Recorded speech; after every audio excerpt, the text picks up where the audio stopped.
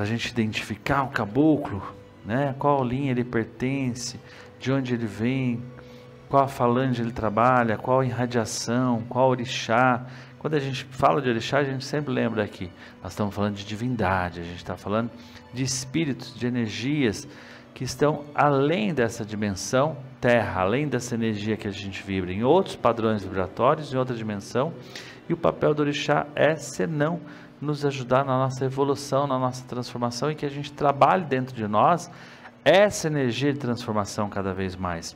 É importante sempre a gente levar em consideração os aspectos, as características de como o caboclo trabalha, desde a sua postura física, o arquétipo que ele usa para trabalhar, os elementos que ele usa para trabalhar, as cores, as vestimentas. Às vezes o caboclo, na nossa casa não tem muito isso, mas às vezes tem o caboclo que tem um cocar Y, uma fita X, e desde o início, bem às vezes do primórdio, o médium não tem nem tanta consciência, mas ele sente a necessidade de ter ali uma fita azul, uma fita vermelha, ora trabalhar com uma pedra, ora trabalhar com uma determinada erva, ora determinar com determinada guia, e aí por aí a gente começa a identificar de onde vem, qual nome traz esse caboclo. As pessoas às vezes escuta, uma hora o dirigente da casa orienta, o sacerdote orienta, o mentor espiritual diz o nome do caboclo, e aí aquela entidade é batizada com aquele nome e começa a trabalhar naquela linha com aquele nome. Na nossa casa a gente sempre pede a inspiração e que o próprio caboclo traga o nome dele e que a gente deixa acontecer e vai fluir naturalmente essa vibração. E é importante que você confirme. Como que a gente vai confirmar isso? De várias maneiras, às vezes pelo sonho, na inspiração, e aí você teve uma inspiração e você sonhou com algum elemento que te levava àquele nome da entidade, e aí qual nome traz essa entidade? Por ali a gente começa a observar, né? Com qual linha ele trabalha, com qual falange. Então claro que quando a gente fala de caboclo da lua, e aí quando a gente fala em lua, a gente pensa assim, em algumas iabás, mas o primeiro orixá que vem é o Ogum. O primeiro orixá que aparece, quando a gente pensa em caboclos guerreiros, a gente podia lembrar de Oxóssi, sim, mas se ele trabalha na estrada, como seu sete encruzilhada, a gente está falando de um caboclo de Ogum, não tenha dúvida. É bem importante a gente lembrar e a gente pensar que o caboclo, ele não traz só esse arquétipo desse orixá, ele vai trabalhar, você está num terreiro que é um terreiro de Yansan, você está num terreiro que é um terreiro de Oxum, que é um terreiro de Xangô, onde o padrinho da casa é Xangô, é o Baluaê. Como que eu vou trabalhar com o caboclo de Ogum? Sim, ele tem consentimento, a bênção daquele outro orixá, mas ele trabalha na energia de Ogum, o que não impede dele trabalhar junto com o Xumaré. E aí é muito de acordo com o que você também estuda, com o que você aprendeu. A gente não pode ficar numa caixinha fechada e entender que é um caboclo de Ogum e ele vai trabalhar só na gira de Ogum, só no dia de festa de Ogum. Eu acho que não, mas se você aprendeu diferente, tá tudo certo, a gente não está aqui para trazer uma verdade absoluta. Eu peço e sempre busco a inspiração, busco a confirmação. Como é essa confirmação? O teu coração está dizendo, mas é o teu coração, não a tua vontade, não o teu impulso, não o teu anseio. A gente quando é jovem, a gente é sempre ansioso, agitado, a gente quer logo a resposta. Começa no terreiro, a gente fica cheio de vontade, aquilo que vem de dentro de você, aquela confirmação que às vezes 5 anos depois de você estar na Umbanda, de você estar trabalhando no terreiro, que você realmente tem a definição que hoje você é um filho de Ogum, hoje você sente, além do Pai de Santo, além dos búzios ter confirmado, além do oráculo ter dito, além da entidade mentora ter orientado, hoje você tem plena convicção o porquê que você é filho de Ogum. E é preciso a gente esperar. A gente faz o saravá na casa, a gente pede a orientação do mentor da casa, a gente pede a inspiração, mas eu peço sempre a confirmação. Hoje é para a gente realmente trabalhar na energia dos caboclos de Ogum, não é só a vontade do Pai Elias, eu peço sempre a inspiração. E aí a gente vai nas cartas, a gente vai no oráculo, eu escuto toda a equipe, todo o grupo, todos os médicos que estão envolvidos, e aí alguém, quando 2, 3, sem ter se comunicado, traz um sinal, poxa, é essa linha que nós vamos trabalhar hoje. Assim são seus guias. Desde o início, quando você começa o seu desenvolvimento, já vem na tua tela mental a energia que você está trabalhando, já vem a mensagem, qual o nome da entidade que te acompanha. E aí do nada, de repente, uma cabocla, um caboclo, um curumim, um erezim, o preto velho, o Exu, fala aquele nome, e aí você dá um start, e aí você vai confirmando, e aí de onde vem esse caboclo? Quais os arquétipos ele trabalha? Quais os instrumentos ele usa para trabalhar? Ali você já vê qual orixá ele trabalha e qual irradiação ele trabalha, né? E aí, mas é bem importante a gente seguir a orientação do sacerdote, a gente respeitar a orientação do sacerdote. Hoje mesmo eu ouvi uma mensagem que uma filha compartilhou no nosso grupo. Respeitar o dirigente, respeitar o coordenador do trabalho onde você participa, respeitar o dirigente espiritual da casa onde você se desenvolve, aonde você foi desenvolvido. De repente hoje, por circunstância da vida, você trabalha numa outra casa e não na casa onde você foi iniciado. E aí, por uma série de questões, hoje você se encontra no outro terreiro. Eu sempre lembro, se você vai para outro terreiro, a mesma humildade que você teve para entrar na casa, tenha para sair. Deixa as portas abertas. Tem que ter a humildade, ir lá pedir a benção para o Pai, pedir a benção para os mentores espirituais. Eu estou indo até ali, eu estou indo por ali, porque a gente nunca deixa de ser o que nós já fomos. Nós nunca deixamos para trás a nossa herança. Se você passou pelo kardecismo, se você passou pelo candomblé, se você passou pelo catolicismo, passou pela igreja evangélica, hoje está na Umbanda, você não deixou de ser aquilo continua com você, continua nessa linha de aprendizado, e hoje você está no templo de Umbanda Caboclo da Mata, mas por uma série de circunstâncias, você está indo para uma outra casa, a mesma humildade, a mesma vontade que você teve para entrar, vai lá, fecha o trabalho direitinho, pede a licença, pede a bênção, porque você nunca vai deixar de fazer parte daquela egrégora. E aí como que fica? Mas uma vez que identificou essa falange, identificou essa linha, começa a observar qual linha vem esse caboclo, de onde ele vem.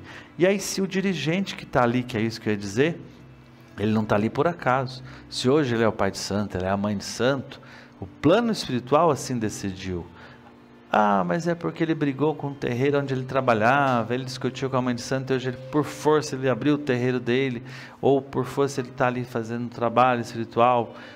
Nada é por acaso. O caos se faz necessário muitas das vezes para que a gente tome algumas atitudes e a gente decida algumas situações. Abraça a causa onde você está, se dedique com todo o amor e você vai crescendo. Mas é importante esse respeito às tradições, à cultura antiga, aquilo que você já aprendeu, e aí vai buscando. Mas quando a gente fala caboclo de Ogum, a gente está falando, sim, eu poderia trazer vários nomes. Então a gente podia pensar em caboclo da lua, caboclo sete encruzilhada, caboclo rompe mato. Mas observa os arquétipos que o caboclo traz para trabalhar. Observa as ferramentas, observa os instrumentos, observa a erva que ele usa, os elementos o qual ele tem trabalhado. E aí, assim a gente vai pedir nessa devoção. Hoje é um dia da gente colocar a velinha verde para esse caboclo. Na nossa casa, para todos os caboclos, a gente acende a vela verde. Mas se você aprendeu que acender a vela vermelha também está certo, não tem problema nenhum. Você aprendeu que acender a vela azul escuro está certo, também não tem problema nenhum. Vale a tua fé, vale a tua devoção, vale o teu respeito e vale principalmente o teu interesse quando você coloca uma vela. Qual a vontade de colocar essa vela? Você se sente melhor, você se sente conectado, e aí você colocar essa oferenda. Mas quando a gente fala de vela verde, a gente está pensando em cura. A gente vai oferendar para o caboclo sempre fruta, sempre na oferenda de caboclo a gente vai colocar as frutas, a moranga, a abóbora, né? Me ajuda aqui, Renan. A gente hoje preparou uma oferenda toda especial para o caboclo de Ogum, e aí claro que na oferenda de Ogum a gente sempre coloca o inhame. A gente colocou hoje a laranja, que eu gosto bastante de oferendar para Ogum, a banana simbolizando a fartura.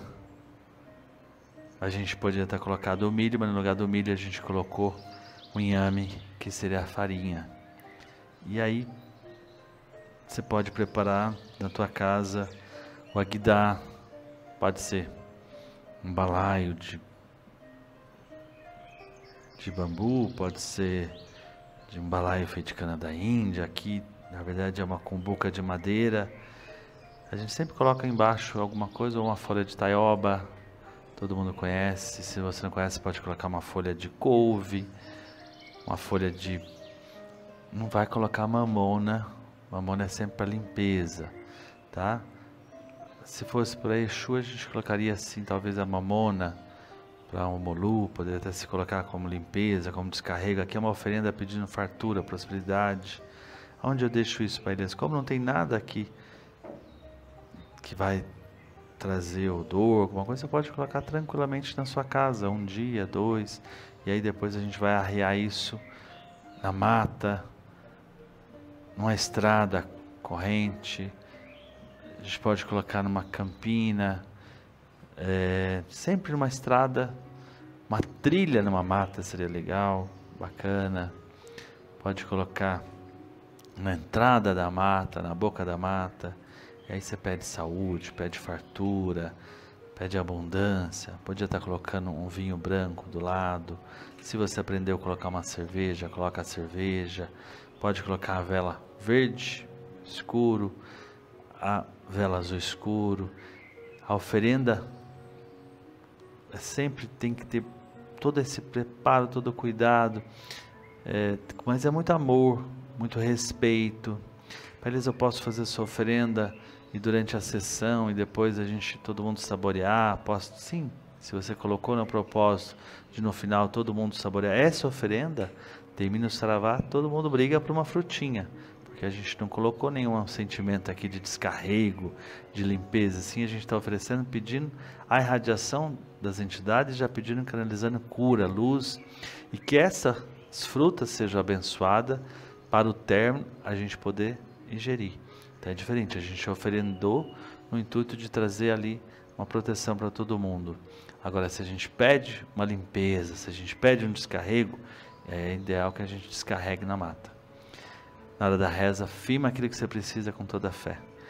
A oferenda para os caboclos de Ogum, mais importante, qualquer oferenda, segue a orientação do seu dirigente, do seu sacerdote, da entidade espiritual que te acompanha, a inspiração que te veio, mas coloca muita devoção, muito respeito, muito amor no que você está fazendo.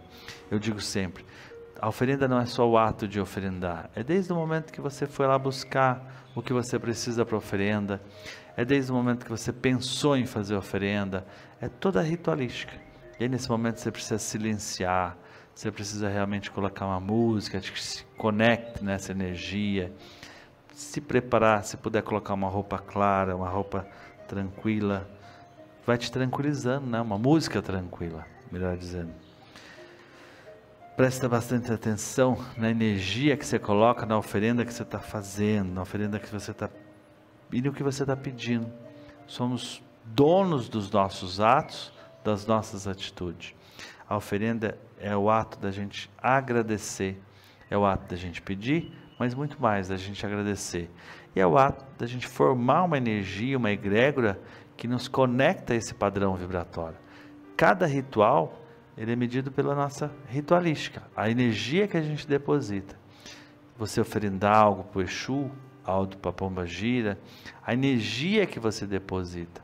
O padrão de cada sessão espiritual, de cada axé, de cada saravá, de cada terreiro ali que tem a gira, é medido por cada ritualística feita. E aí a gente vai atraindo vibrações e energias. Quando a gente pensa nesses irmãos caboclos, né? Nosso povo de Ogum, a gente está pensando na energia de conhecimento, aquela energia que trabalha com os metais. Você que lida, às vezes trabalha na metalúrgica, trabalha na agricultura, é esse caboclo que a gente vai pedir axé. Caboclo para batalha, está precisando de um empreendimento, está precisando começar um projeto, pede a Ogum. Eles trabalham na energia de Ogum, né?